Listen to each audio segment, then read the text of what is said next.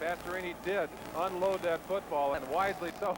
George Perlis, defensive coach, on the sidelines jumping for that possible catch. It was only 25 feet over his head. That's why Perlis has a defensive line. Pastorini started out 6 for 6. Again, play action. Dumps it off to Campbell. Looks for a block. And Earl bounces out to the 25-yard line and a first down. And Pastorini is down. As he delivered the ball, he was hit by Steve Furness. We watched Pastorini being carried out of this stadium earlier in the year on a stretcher. Dan is up now, but he really gets leveled. And of course, the great concern from the Oiler bench is because of his injuries. How much of a beating is he going to take? And his offensive line's done a pretty good job of protecting him today, but hard to protect against the Steeler rush. You can see the tackle here by Furness. It's not a vicious tackle. It's just that frozen carpet, when Pastorini falls, that's where it hurts. It wasn't the tackle itself, but the double penalty on the artificial surface. They're escorting Pastorini off to the sideline now. You see again what hit him there. They're asking him about his injury. We may have to see Gifford Nielsen, who played very well, although conservatively, for Pastorini in that victory last week. Bum Phillips out to talk to his quarterback. But what a tough assignment in this 26-degree weather when you haven't handled the football since pregame warm-ups over 2 hours ago, and then to come into a crucial game like this just to be warm, much less accurate and efficient. And of course, the difference, as we said, in this game, the big plays have come from Pastorini, from his throwing arm. Got to wonder if they will give Gifford Nielsen the opportunity to go for some of those big ones. Pastorini being attended to out at the 31-yard line and helped off the field, and Gifford Nielsen will come in. Well, it's appropriate, I think, to talk about Pastorini's courage. A lot of people can't play when they're hurt, when they're in pain. Pastorini has had to do it throughout his career and has played extremely well today under pressure. And you pay a price for that, as you see here. Again, I think you're right. Furness really not trying to injure Pastorini, just trying to get him stopped. And that hard turf, the whiplash part of it, appeared to be the most damaging thing that happened to Dan on that play. It is a first down at the 24-yard line, and Nielsen going to throw the ball right off the bat to Wilson on a little screen, and Wilson gets good yardage, almost a first down to the 34-yard line. And Pastorini, not because of the completed pass, but he says, I feel a lot better now. Get me back in.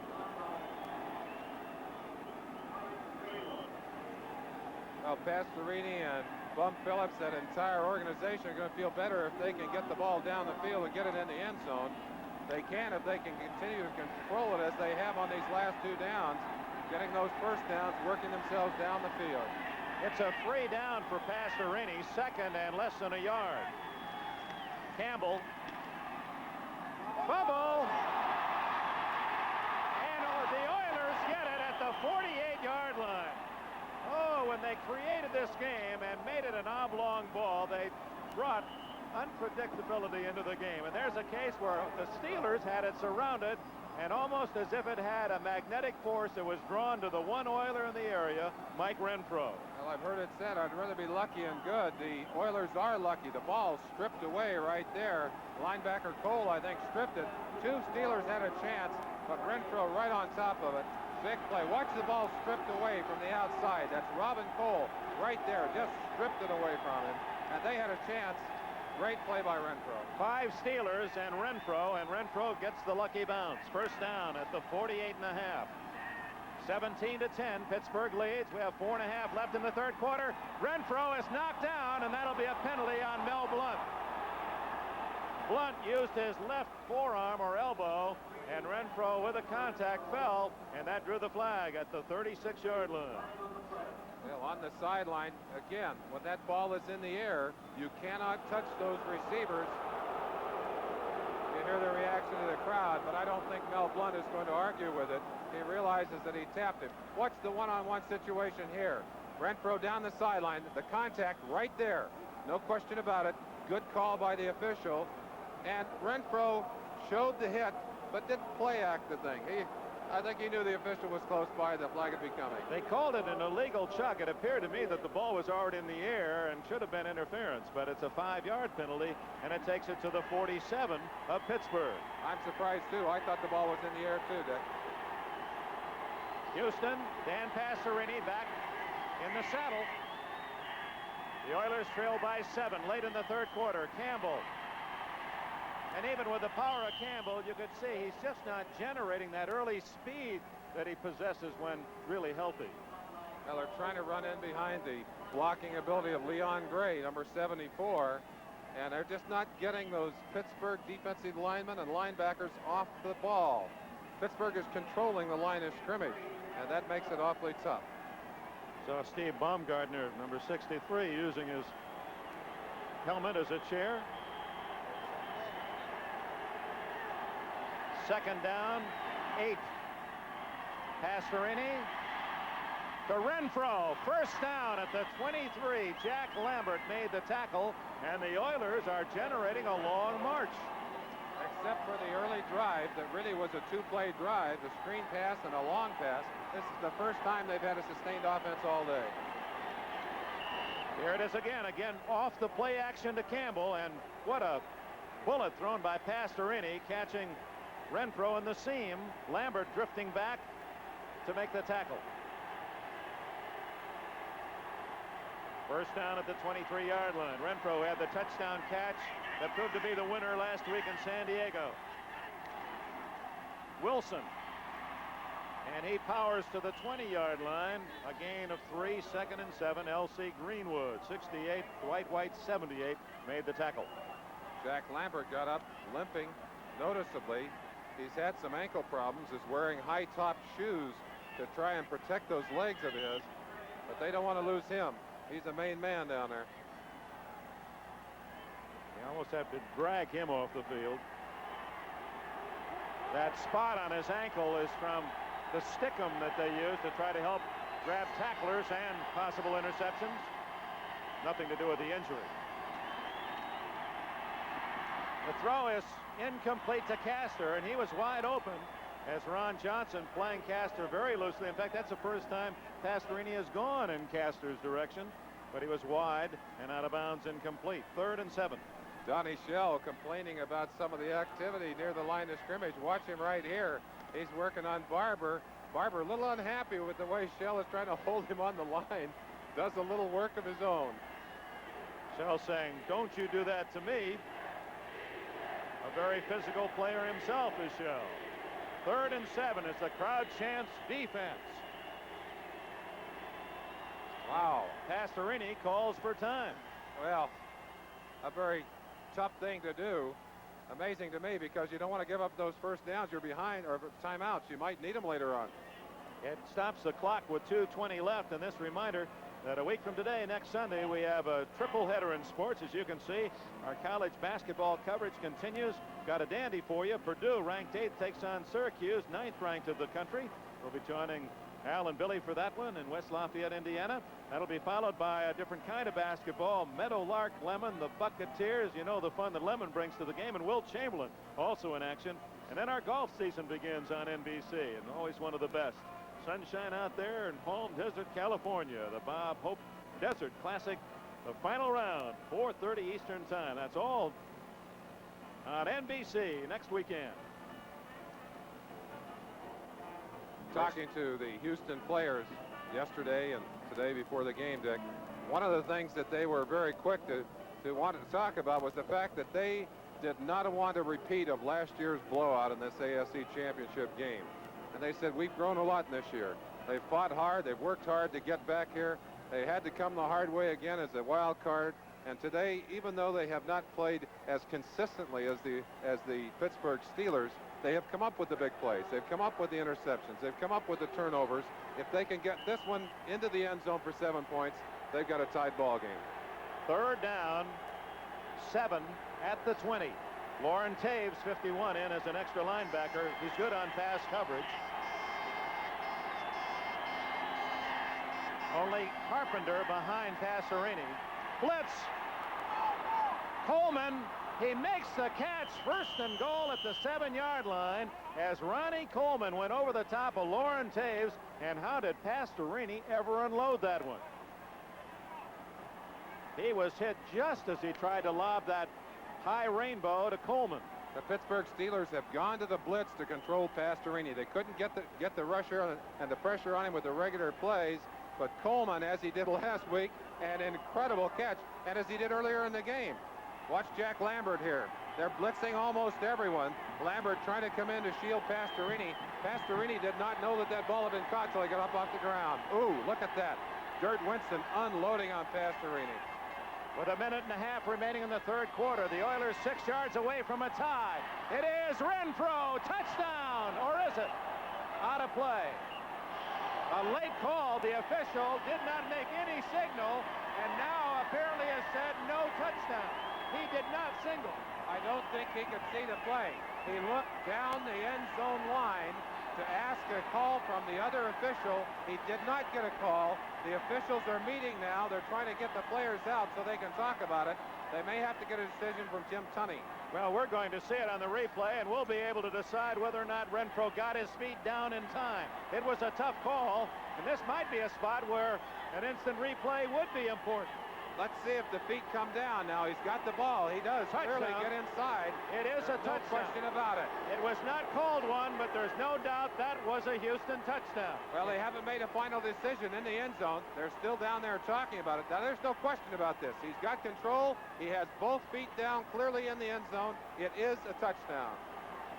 Of course, the officials do not have the luxury that we enjoy of seeing that instant replay. The man on the spot didn't see it, so he couldn't call it. And now the Oilers are denied a touchdown.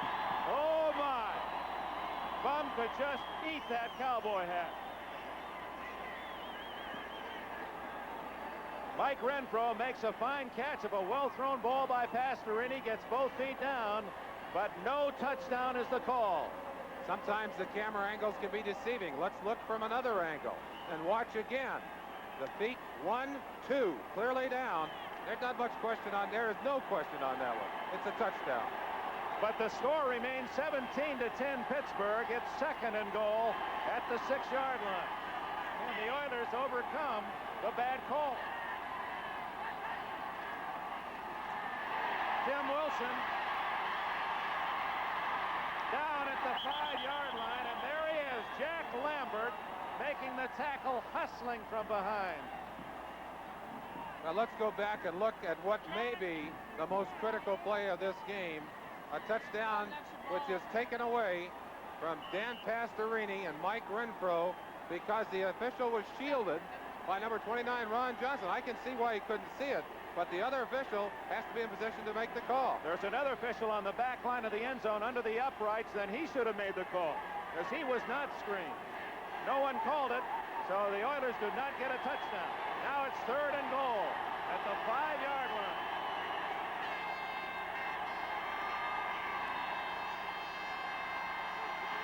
Carpenter. And with a little help, the Pittsburgh Steelers have forced the Oilers into a field goal try. So instead of 7 that they earned, now the Oilers must have to try for 3. Now there's home field advantage, and then there's home field advantage. So error is human.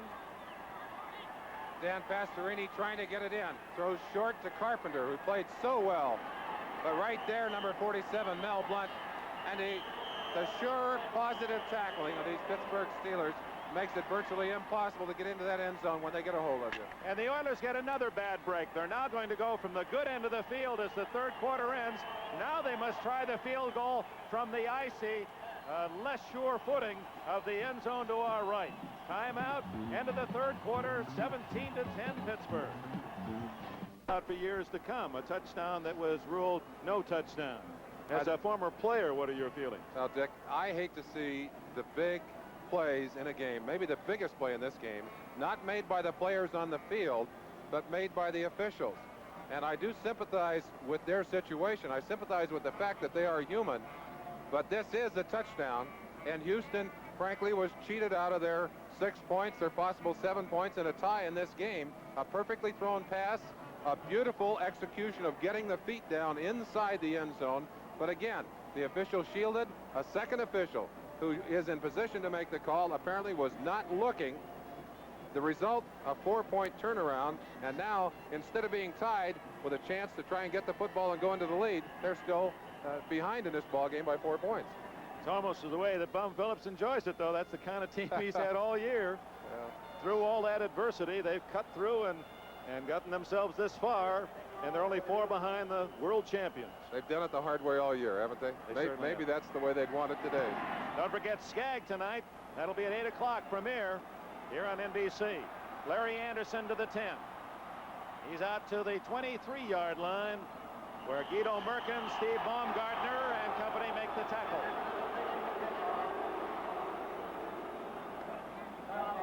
So Terry Bradshaw and the Steelers leading by 4. And you wonder how Chuck Noll will play it here. What his advice to Bradshaw has been: do you keep an open game going, or as you get into this 4th quarter, are you very careful with that 4-point lead? Well, sometimes a bad break like that, Dick, will serve to inspire a team. I don't know whether they know yet that they had the touchdown and it was taken away from them. I don't know whether they've been told. First down from the Steeler 23. Franco, big hole. There he goes to the 36-yard line. A gain of 13 yards for Franco Harris. That gives him a total of 61 for the day. You're going to see some great holding by Webster, number 52 on the center. Look at him drag number 78, Curly Culp, right out of that hole. And Franco Harris, number 32, up for the big gain. Watch it again. He gets on Curly's outside, an influence play. Now watch him grab him right here and pull him away from the hole, and does not get caught. Things are going Pittsburgh's way at this juncture. A first down at the 36. Wire, no gain at all. Curly Culp perhaps angered by that last play. Elvin Bethea, no, it was Bethea who shot in from his defensive right end position. Well, I talked to Mike Webster. He said after Culp has a bad play, he's going to come back and knock my head off, especially so when you hang on to him. Second down. There's what happens when you hold Curly Culp. Curly gets mad. Well, he didn't give him the blow. I thought he might on that particular play, but he didn't help to make the tackle. He did control his area, that's for certain. Second, and call it 11. Blyer, flag down, and Blyer goes down at the 45-yard line, but we have a penalty flag back at the 37-yard line. Jim Tunney's crew is going to be written about tomorrow, so it's not a fair way to introduce them, but you're going to be hearing the names tomorrow. Tunney is the referee, Pat Harder the umpire, Tony Viteri is the headlinesman, Jack Johnson is the line judge. The men involved in the possible call of the touchdown, no touchdown, were Stan Jabby, the back judge, Don Orr, the side judge, and Bill O'Brien, the field judge, who were the deep men. Holding, willing to run, number 89, 10 yards. Still second down. Holding penalty against number 89, Benny Cunningham, on that last play. Well, the one thing I would say, again, I don't want to be the one to defend the officials, except that how can you make a call you can't see? And it's a tough thing to have to do. And again, it's a shame that it happens on a play that is potentially the most important in the game. Second down and 20.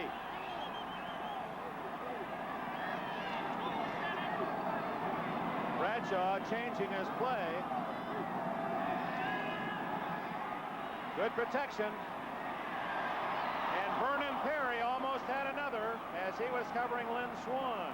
Swan didn't like the fact that Perry was resting on his ankle and kicked his way free. Perry had his eyes looking for his second interception. Perry would have loved to grab that one and get another turnover on Terry Bradshaw. For some reason, Greg Stemrick is out of the lineup. Hartwig is in, but watch Perry right there. He's just waiting in his position and just hanging on down there. I think he read that pattern coming out. Swan drug his foot a little bit there. Perry reacted to that. There's a lot of emotion between these two teams. Third down, a long 20 for Pittsburgh at its 25.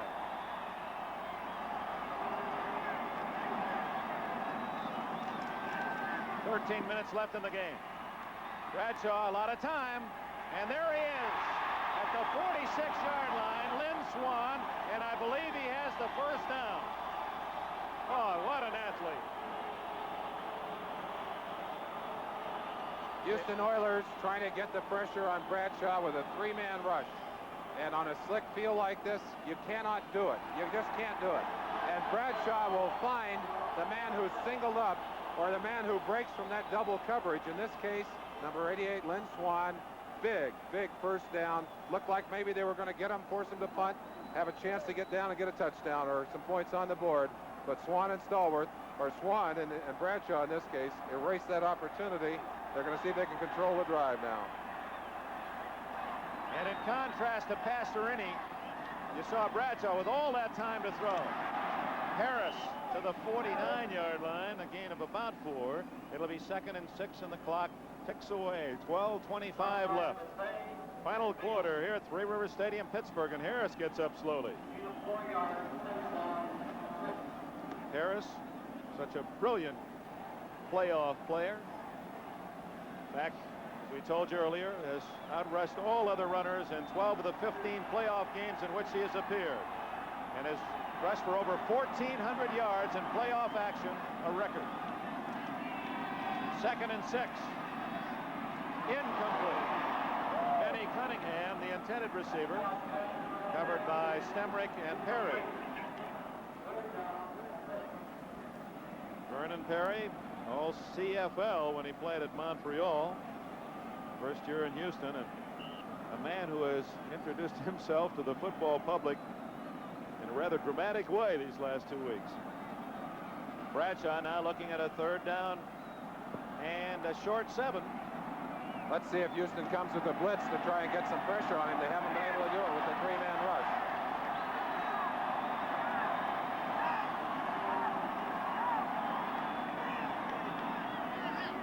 They have a 4-man front this time. It's Harris, and he has the first down, I believe. They spot it at the 44-yard line, and that looks good enough for the first down. One of the things that Pittsburgh Steelers do, Bradshaw calls his own plays. He's not afraid to pass on a first down, and he's not afraid to run on a passing down. He gives it to his trusted Franco Harris, and Harris must have measured that with his calipers. Dove for the first down. They're going to measure it and see if he got it. First down. The Steelers, leading 17-13, have another 4 downs, and that says it all. Franco. The other thing that's happening now, Dick, the Steelers are not only controlling the football as they have time of possession through the day, they're also controlling the clock, and every tick costs Houston another opportunity to try and get back ahead in this ballgame. And even if they don't score, they're also buying real estate and forcing Houston deep into its own end. Bradshaw again well protected. It's good to Stallworth, and the other half of that brilliant outside pass receiving team has a catch and a first down at the 30. Robert Brazil blitzing from the right side, and number 77 Corson made a beautiful pickup right there. You see it at the top of your picture to give Bradshaw time to throw. And again, if he has time, he has such great receivers to work with. It's tough to shut him off. Seems that he has 2 or 3 seconds more than Pastorini. He has time to look for that 2nd and 3rd man. First down at the 29. 10:47 left in the game. Pittsburgh leads by 4. Blyer, trap play. And he's down to the 22-yard line, a gain of 7 more. A very impressive drive by the world champion Steelers. Down in the pits, it's another trap play. Corson coming across from his guard position to trap. They're getting good blocks in there from Webster, and of course Rocky Blyer. What a trusted workhorse he's been, having a big day today. What's up, cuz?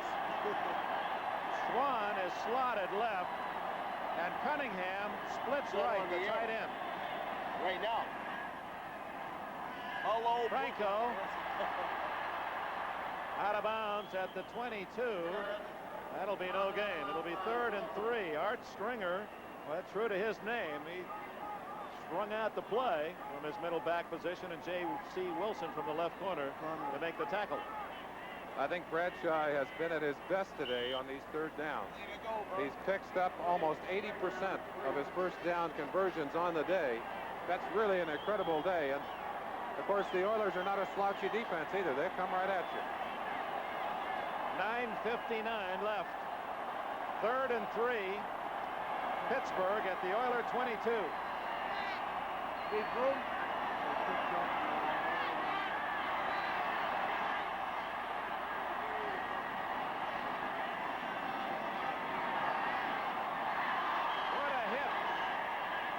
Greg Bingham, the big play man in that defense, jarred it free from Franco Harris as he timed his tackle perfectly.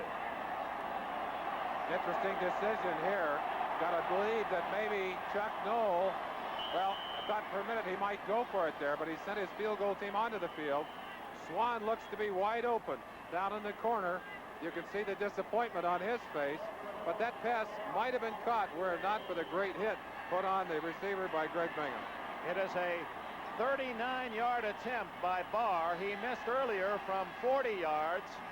Colquitt, who throws the ball very well, by the way, for a punter, is the holder.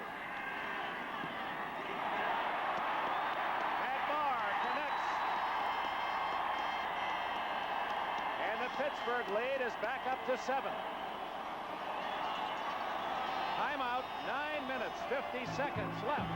Steelers 20, Oilers 13. It seems you've raced 1,000 miles, a quarter mile at a time. And every time you've got to prove it all over again. To him, the crowd, and yourself. So you go for it. You go for all the gusto you can get, making the most of now. In your life and in your beer. And the one beer brewed with gusto since 1849 is Schlitz, the official beer of the Winter Olympics. Go for it. Hurricane Frederick strikes the Gulf Coast, leaving behind over $1 billion worth of damage. Before the wind stopped, Allstate people were at work, using new techniques of handling claims, like radios and computers. Place the roof complete. Okay. Place the left quarter glass. Got it. Speeding up settlement of thousands of claims, both auto and homeowner. This is Don Ohlmeyer, Mumpy Ohlmeyer, the lady with a hat, Pat Rooney. Watching intently, we're down to the 9:50 mark, 4th quarter, and Pittsburgh leads again by 7. And how very big that play in the end zone has turned out to be. Of course, now the Oilers need 7 points to get them back into a tie and a possible overtime in this ball game. Here's Barr's kick as he skips it down and over the shoulder of Ellender. Ellender's trouble, and he's able to bat it out of bounds for the 2nd time at the 12-yard line, and a flag goes down. Now, Richard Ellender flying despite an injured hip and not as mobile as he would normally be. And now a flag goes down, apparently.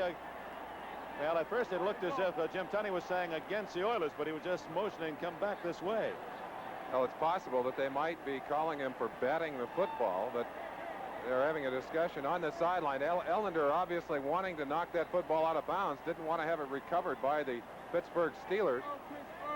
He'd done it once earlier in the game in a situation with a punt down on the sideline. He did it there with the kick. And of course, the sad thing is, no matter what happens here, it's very poor field position for the Houston Oilers. Illegally batting the ball by the receiving team during a loose ball. Penalty will be assessed on the kickoff, 15 yards and re-kick. So a 15-yard penalty against Ellender and the Houston Oilers. Although in that regard, Houston can't come out much worse than having the ball down at about their 11-yard line, even though Pittsburgh now, unless they decline the penalty, or they don't have a choice apparently of declining the penalty. Well, it would almost seem that the Steelers are being penalized for an Oiler penalty here. They would obviously like to see the football in the possession of the Houston Oilers right at that spot. You can see him batting the ball. He's not allowed to do that. And obviously the Steelers wondering why, too. They have declined the penalty, and it will be first down Houston at the 11-yard line. Is ball out of bounds. Out of bounds at the 11-yard line. So that's where the play will be initiated. So with 9 minutes and 42 seconds remaining in the game, that problem has been clarified. Pittsburgh wisely declines the penalty. Houston has it at the 11-yard line. And Pastorini, during this delay, stayed on the sidelines with his heavy parka to stay warm. He comes onto the field with his team down by 7. I think the ruling there, if the man is trying to pick up the ball, he's trying to pick it up, and he bats it accidentally, they wouldn't enforce it. But if it looks like an intentional batting of the ball, then it is a penalty against the offensive team, and that's the case here. It was obvious that he was indeed trying to get the ball, swipe it out of bounds to protect. Now, first down for Pastorini in terrible field position at his own 11-yard line. But plenty of time, 9:42 left. In the last possession, Pastorini led his team the full distance of the field to an apparent touchdown. When the call was not made by the official, the Oilers settled for 3. The Oilers really have had 2 drives during the day, but again have had to rely on the big play. They need Pastorini, they need his throwing arm, and they need a big play right here to get him going. Campbell and Wilson with him in the backfield. Castor on the wing right. Reverse to Castor. Gets nowhere. In fact, Castor almost fumbled the handoff. Robin Cole, 56, and Jack Lambert, 58, made the tackle. One of the things you're not going to do very often is fool this Pittsburgh Steeler defense. They're a veteran defensive team. They have excellent speed. Watch right here, Dick. Here's what you talked about. Castor almost lost it right there, but that's Robin Cole, 56, and Jack Lambert, the 2 fine linebackers teaming up. He had no chance. They do tackle you well. A long way home for Houston. 2nd and 10. Screen to Wilson. And what a play out at the 16-yard line by Cole again. There were 2 blockers on him. He was able to fight his way through and make the tackle of Wilson after a short gain when it appeared Wilson had big yardage ahead. That's the kind of play we saw earlier for big yardage and near this same part of the field. Again, a little bit of play acting, get everybody inside, dump it off to the running back. Watch it right there. Cole just gets enough of the leg to take him down. 3rd and about 4.5 yards to go. And this is a very desperate situation. It's not over yet, but if they don't get a chance here, it might be. On the 17-yard line, Carpenter to the 31. Lauren Taves showing you why they like him on pass defense in Pittsburgh. He ran right with Carpenter, chased him down from behind, but not until number 26 Carpenter has a first down at the 31. Pittsburgh Steelers insert Taves on passing situations because of his coverage ability. But Rob Carpenter comes up with one of the big plays that have been so familiar for him in the last 3 weeks. And as we said, that's not quite a do-or-die situation, but almost. We're at the midpoint of this 4th quarter. 7.5 minutes remain in the game. Pittsburgh 20, Houston 13 the score. Screen to Wilson. 2 Steelers there. Dennis Whiston, 53, made the first contact with Donnie Shell, 31, securing the tackle. One of the things that a quarterback has to do, and this is a play ago, has to look over that rush. You see all of the arms and all of those big bodies. That's especially difficult against the 4-man rush. Not so tough against the 3-man rush. Of course, Pittsburgh employing 4 big linemen, get those arms up in front of Pastorini. I think he's done a heck of a job today getting the ball on target as often as he's put it there. Terry Bradshaw, his team is in front by 7. 2nd down and 8 at the 33 for the Oilers. Screen again. L.C. Greenwood slowed the play down, and only Wilson's desire to gain yardage gets him out of a hole, and he picks up 2 to make it 3rd down and 5. Robin Cole makes still another tackle along with 67 Gary Dunn. When the running game is not going, the play action passing is not very effective. And then Pastorini is continually faking the run. I don't think the Pittsburgh Steelers are even worried about that. They're going right after him. They spotted at the 35, so make it 3rd and 6 for Houston. Double wing formation. Coleman in the left wing. They like to go to him. Instead, it's Guido Merkins who fumbles, and the Steelers have it. Merkins had the catch. Is the ball dead? The ball may have been blown dead. No. Donnie Shell came up with it. Still no official signal that the Steelers have the ball. Merkins, the 3rd-string quarterback, emergency wide receiver, caught it, hit hard, fumbles. We have a timeout, 5:46 remaining. Pittsburgh with the ball and the lead, 20-13. The second time today, the Steelers on a Houston completion have forced a fumble and have it now at the Houston 45-yard line. We talked about how slippery that ball is on a day like today, and we have seen it bouncing around a great deal. It ended up in the hands of the Pittsburgh Steelers on what appeared to be a very big first down catch for the Houston Oilers. We'll see that play again right after this first down effort by Bradshaw. He needs only a field goal to all but put it away. 5:46 remaining. Franco gets a couple of yards to the 43. Let's go back. Pastorini to Guido Merkins.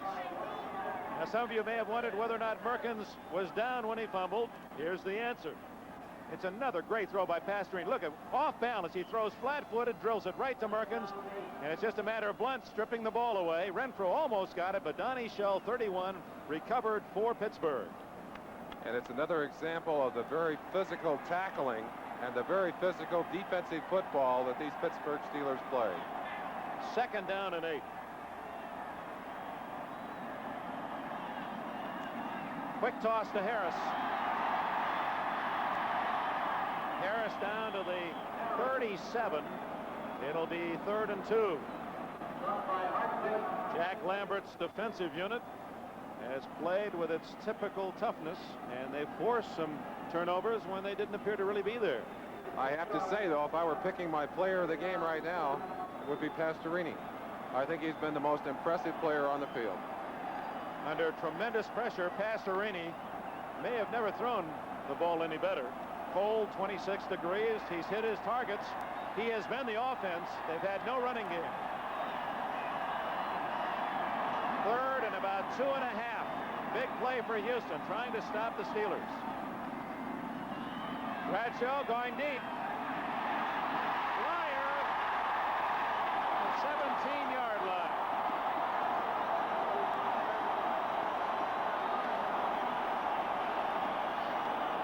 Mike Reinfeld on the coverage. That's just a matter of Blyer so wide open. It was an easy completion. And the pass, a finesse pass, had to be lofted over the head of the defenders. Bradshaw again has tremendous time, but look how he hangs the ball over the top, lets it drop right into the hands. That's a fine catch by Rocky, too. He does his job as well as anybody around. Reaches low for that one, scoops it in, protects it. Oh, with 3.5 minutes left, Bradshaw has the Steelers deep in Houston territory, leading 20-13. Blyer. All the way to the 10-yard line. There are 50,000 plus seats at Three Rivers. Most of them have not been used today. Half this crowd has been on its feet since the opening kickoff. Now Rocky Blyer taking advantage of the fact that this Houston defense trying to make the big play right now. So pepped up that they're almost over pursuing. Stringer running out beyond the play. Blyer cuts in underneath it, a la Franco Harris. Down to 2 minutes and 50 seconds as Bradshaw now has it 2nd down and call it 2.5.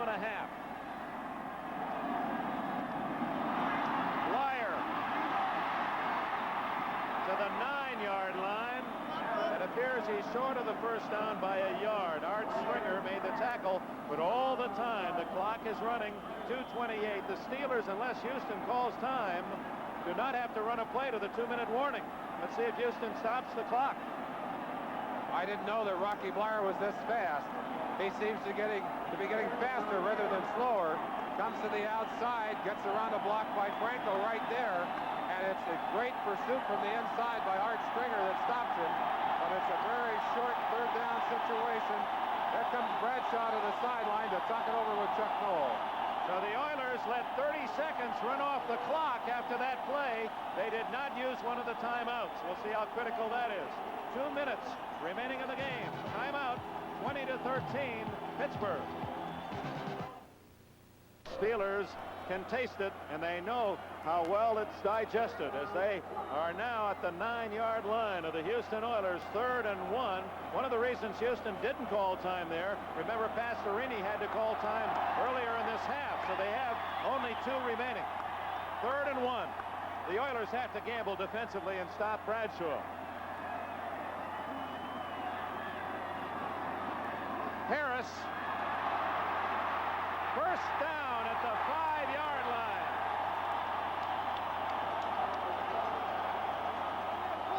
Clock is running. 1:48, 1:47. Franco Harris gets 3 yards plus and a first down. And again, watch the cutback by Harris. The pursuit out in front of him. Harris just merely times his cut, lays in under the pursuit, dives for the first down. Very, very big play. They're eating the clock up. 1:28 left to go. 84 yards now for Franco Harris as he's been the top runner in the game, but that comes as no surprise. Down to 1:19 left. Harris again, no gain. Curly Culp finished off the tackle, but the man down low is Andy Doris, 69. Time, Houston stops the clock, 1:07 left. Well, is there any hope for the Oilers? We'll get Merlin Olsen's answer to that when we return right now with a break in the action here at Three River Stadium. The Steelers lead by 7, 67 seconds away from a trip to Pasadena. Earl Campbell all but shut out by the Pittsburgh defense today. The Steelers are down at the 6-yard line, 2nd and goal, and the Oilers have only 1 timeout left. 20-13 Pittsburgh. Harris to the 4-yard line, and time called by Houston with 1 minute, exactly a minute left. And you obviously try and strip the ball away in a situation like this. You ask about a chance. They do have a chance, but they've got to get a miracle right here. And I don't know, maybe Bum has run out of miracles in this season. He certainly has gone to that magic lantern many a time and rubbed it just the right way. 1 minute to go, timeout. It's 3rd and goal, Pittsburgh. Pittsburgh, the city of champions, were the baseball Pirates and the football Steelers. And they have it 3rd and goal outside the Houston 4-yard line with exactly a minute left, and the Oilers cannot stop the clock.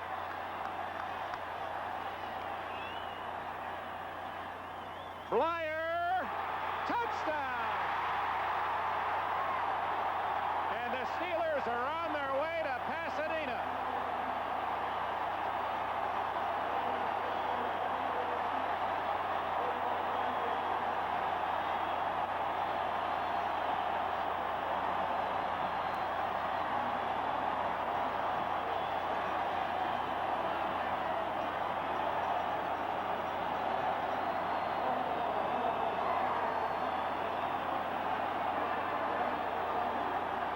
Perhaps fitting that Rocky Bleier carry that touchdown into the end zone to put the 6 on the board. They'll go for the 7th, but everything is behind them now. They've got this game in their back pocket. Barr kicks it through. Teddy Nathanson, our director, George Finkel, our producer. That series of pictures really told the whole story. The joy of Pittsburgh and the disappointment of Houston. A quick shot again. Some fine blocking in there. Number 63, Tom Dornbrook over there to make a beautiful trap block. And again, this Pittsburgh team will trap you every way but loose. They trapped that one right into the end zone. Terry Bradshaw, a very happy young man. He has had an outstanding day today. Merlin, as we have a moment here, I want to thank and congratulate Commissioner Pete Rozelle of the National Football League and his capable staff for all of their support during the course of the year, and to all of the teams and front offices that have made our job so pleasant. Our sincerest thanks. It's been a marvelous year. one that we've enjoyed thoroughly. We may also have given Commissioner Rozelle something to think about with that end zone replay, and I know how difficult that particular pill is to swallow. They do not want to take the responsibility off the field. I can understand that, but it's tough, again, when the big play in the game is made by a touchdown in the corner, although that last touchdown kind of makes it a little academic, doesn't it, Dick? 27-13. The kick comes down to Rob Carpenter, who runs it out of bounds at the 25-yard line. Of course, the clock stops as soon as the play is dead anyway, but Carpenter heads for the sidelines, and now it's a matter of just 49 seconds before these Steeler fans really celebrate. But wait till this year. Yep. Terry Bradshaw, the Steelers, Mike Adamle will be in their locker room. Hear their comments in victory, and I'm sure one of them will be the great respect that they earned again after playing Houston. Talking about Houston, I think it's only appropriate to talk about the great season that they have had. Now, you talk about fighting your way into these playoffs as a wild card 2 years in a row, and today giving the Steelers, who are the champions, everything they can handle. I'm really impressed. I think they're a great football team. Tim Wilson complete, tackled immediately by Donnie Shell. And you know, the Oilers, win or lose, are going to have a big party at the Astrodome. The fans down in Houston, some 47,000 showed up last year after they lost here in Pittsburgh. And they're planning the same type of get-together to say thank you to their team after today, whether they won it or lost it. And it's to be commended. Those Houston fans are as vocal and as supportive as this Pittsburgh group. Complete to Barber. And with 14 seconds, 13, 12, 11, the Oilers with two great victories to get here. But again, the favored Pittsburgh Steelers have proven they are the class of the American Football Conference. The final score, the champion Pittsburgh Steelers 27, the Houston Oilers 13.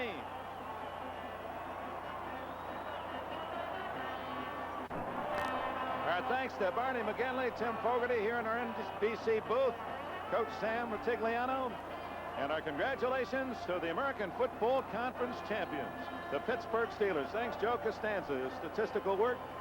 Franco Harris, Terry Bradshaw, that defense. The steel curtain, other than the long interception touchdown by Vernon Perry, they technically kept the Oilers out of the end zone. And I think one thing you have to know about these Steelers, they've been working all year to get back into that championship game, that Super Bowl game. They really weren't even very loud and noisy in their locker room last week. I have to wonder whether they're going to celebrate that much today, although I'm sure they're happy about beating a tough Houston team. We do know one thing. Their goal on the season was to get to the Super Bowl and win it again, and that has really helped them. Well, they are going to celebrate. There's the answer to our question, and they deserve to celebrate. They played some great football today. They love the cold weather and the support of Pittsburgh, but they also like to play their last game of the year in warmer climes, and they're on their way to Southern California. We're going to get their comments directly from that Pittsburgh Steeler locker room, and even at that, you can see they carry themselves as champions, but it isn't the boisterous, sophomoric kind of display of emotion that you might expect in other locker rooms at this time of the year and the importance of this game.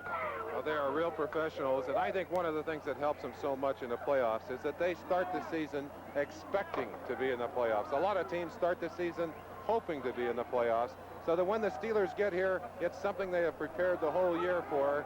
Bradshaw and that whole group, they kind of just fought their way through the end of the season, waiting for the chance to play for the money. Now they have a chance to go to Pasadena and do it. You've said it so many times, teams reflect the character and personality of their coach, and so it is. You saw Chuck Noll walking almost like he was someone that wandered in off the street. No one paying a lot of attention, showing no emotion, but you know inside the great joy he must be feeling because he's an outstanding coach. In fact, since 1972, the first year the Steelers were in the playoffs, his teams have the best record of any National Football League team. So stay tuned. We're going to meet the champion Steelers on the Budweiser NFL Report right after these words. Promotional fee has been paid to NBC. Super Bowl, but this was the play that people won't soon forget in this game. It was the touchdown that wasn't, as the Steelers went ahead and beat the Oilers 27-13. This is the Budweiser NFL Report, brought to you today by Budweiser. For all you do, this Bud's for you. Hello again, everyone. Bryant Gumbel welcoming you back to NFL 79 headquarters. Our final today in the AFC Championship, Steelers 27, Oilers 13. That controversial play, the very big item of this football game. To that end, we're going to effort an interview with Vito Stellino. He works for the Pittsburgh Post-Gazette. He is the pool reporter who will talk to the officials involved. Mike Adamley will try to have an interview with him. Along with that, Mike is in the Pittsburgh dressing room. We'll get some of their comments. Sam Nover in the Houston dressing room will have some of their comments too. As far as the game was concerned, it was tight all the way, which is why that play loomed so big. That man, Earl Campbell, did not have a very good afternoon. 17 carries, 14 yards. But it was the Oilers using last week's star who got on the board first with a big break. Vernon Perry stepped in front of Benny Cunningham, off to the races, 75 yards, Perry all the way, offense never on the field. Houston goes out in front, 7-0. But Terry Bradshaw isn't one to let his mistakes get him down. Bradshaw operating under pressure here, drifts out of the pocket, and then picks up 25 yards. This set up Pittsburgh's first score, a Matt Barr field goal, cut the margin to 7-3. Still in the first quarter, Dante Pastorini playing well, up top to number 47, Ronnie Coleman, down to the 32-yard line here. Houston got a fresh field goal. That made it 10-3. Then in the second quarter, Pittsburgh ball, 3rd and 6. Dante up top again, touchdown, Benny Cunningham. That tied it at 10, a 16-yard score. Still in the second quarter, 3rd and 17, Houston. Pastorini looks and finds Mike Renfro, but when he's hit by 31, Donnie Shelley stripped for the ball. Mel Blunt picks up the interception. It begins a Pittsburgh scoring drive. Before the half is out, it's Bradshaw once more to the offense. He was 19 for 30, 219 yards in the day. Touchdown strike here to Stallworth. Then the big play of the game. 1st and 10 from the 7. Pastorini throws what is a touchdown pass to Mike Renfro. Watch the feet. Both feet come down inbounds, but the 3 officials involved rule no score, and Bum Phillips feels the agony there on the sideline as Jim Tunney waves off what would have been a tie ball game. Houston had to settle for just a field goal and trailed 17-13. We look at it one more time. A very, very big play indeed. Ron Johnson screening the officials off the play, but there's no doubt that number 82 has both feet down. Still trying to come back, 4 points down. Pastorini looks and finds Guido Merkins over the middle, but then a crucial fumble, and it's Donnie Shell who comes up with the ball. Pittsburgh recovers, and then they drive, get this score. Blyer from 4 yards out, making the final 27-13 for the 4th time in the last 6 years. The Pittsburgh Steelers, members of Titletown, USA, are in the Super Bowl. We're going to come back. A lot of post-game comments, a lot of highlights, all that and more after this word from Budweiser.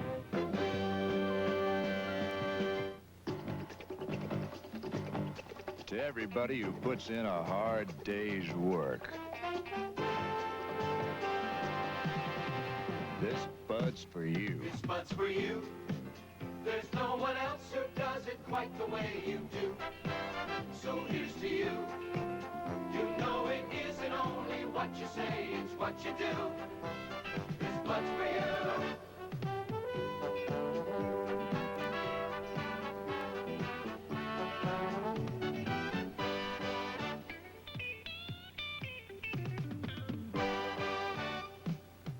This Bud's for you.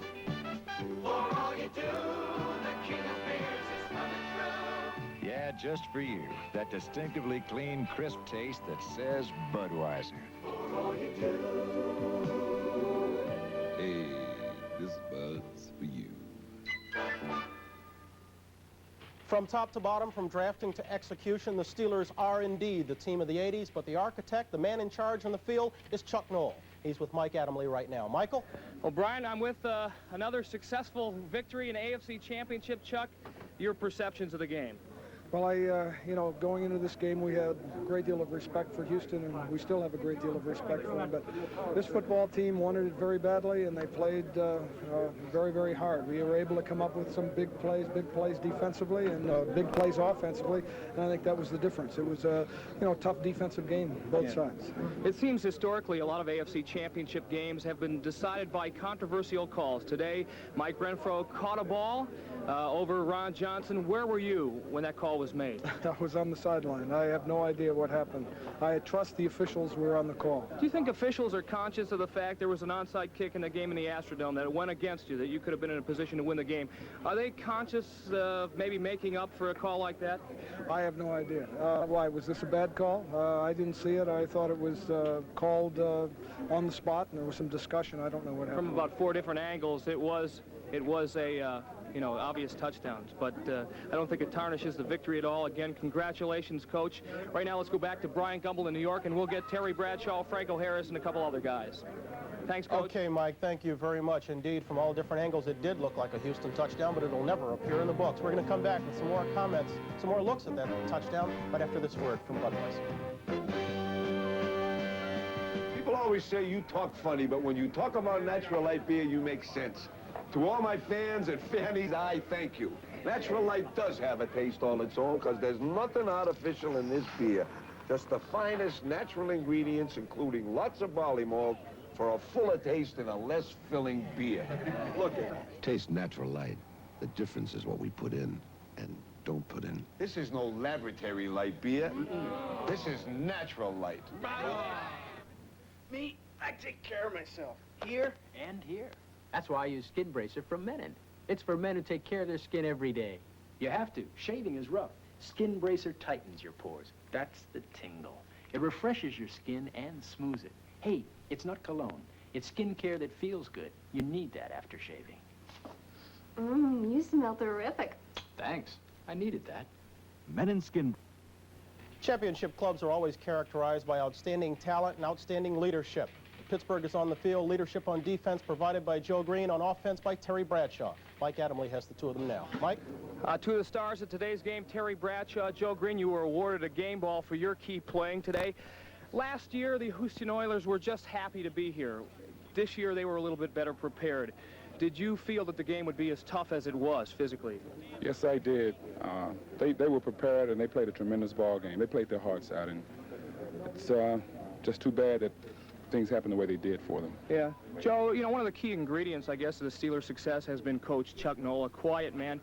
Yet a lot of his success has been his relationship with all the players, but in particular the black players. You have been transferred from Mean Joe Green, a guy out of North Texas State, to one of the real leaders of the Steelers team. What has your relationship been like with Coach Noll? Well, over the years, I tried to play defensive tackle, and I reroted into other roles other than that, and primarily because I've been around long enough, and I can be a leader to some of the young guys to try to transpose to them some of the information that Chuck has given to me and the ball club. Okay. Joe, congratulations. Thanks a lot. Thanks, Mike. Okay, Terry, last week Vernon Perry had a sensational game. 4 interceptions. Today you went out, you threw right in his direction. He picked you off for 75 yards. He did. He really did. What happened on the play was I had a hook to Benny, and when Benny planted, he leaned to the right, and I threw the ball right at him. Well, actually, the reason he was leaning was because he was pushing to the left because he felt Perry coming. So I threw the ball right at him, and when he moved, Perry was right there. Okay. And then I got clipped right off from under and couldn't, you know, try to make the tackle. Terry, again, another outstanding performance. Congratulations. Good luck in the Super Bowl. Thanks, Mike. Right now, let's go to Sam Nover, who's in the Houston locker room with Dan Pastorini. Sam? Thank you, Mike. What a difference 90 feet of corridor makes while the Steelers are celebrating. Obviously, they are very unhappy in the Houston Oilers dressing room. I have Dan Pastorini. Dan, it was a very courageous performance, and I assume that you will always reflect on the pass out of bounds. It's a tough thing to reflect on, but, you know, if you're playing for Pittsburgh, it would have been a good call. And if you're playing for us, you know, we felt it was a bad call, but that wasn't the point in the game. They're a good football team. There's no question about that. We've played them many times, and if you're going to go to the Super Bowl, you got to go through Pittsburgh. There's no question about that. They played a great game today. They had good concentration. They had great effort from everybody. We had a great effort from everybody, and we've got nothing to be ashamed of. It's a tough pill to swallow, but, you know, there's always going to be another time somewhere. You have been able to beat this team during the regular season, split the regular season series the last 3 years, in fact. But the playoffs have been another story. This probably deepens the frustration, I'm sure. Yeah, it's a little frustrating to get this far. You'd always like to go one more game, but I think it's a good representation of our division. And we're pulling for them as far as the rest of the year. Okay. And hopefully they'll win. Thank you, Dan, very much. Congratulations to you. Now let's go back in the Steeler dressing room and Mike Adamle. Mike? 2 years ago in the AFC Championship game, there was a very controversial call. Rob Lytle fumbled the ball for the Denver Broncos. Apparently, it was recovered by the Oakland Raiders. They did not rule it that way.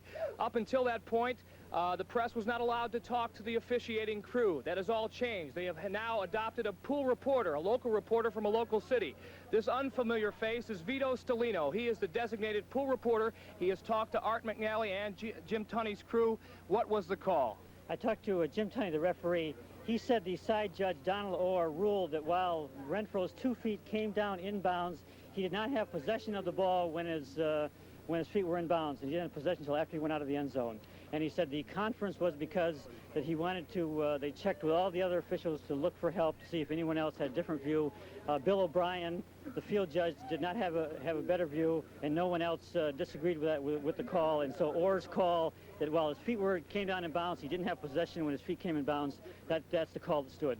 Vito, thank you very much for getting that report for us. Let's go back to Brian Gumbel in New York. Okay, Mike Adamle, thank you very much. You heard Vito Stellino. He was the pool reporter that got to talk to the officials. Official Don Orr ruled that Renfro did not have possession of the ball when his feet were down.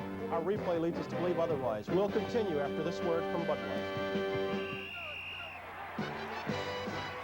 This Bud's for all the people who make the sidelines a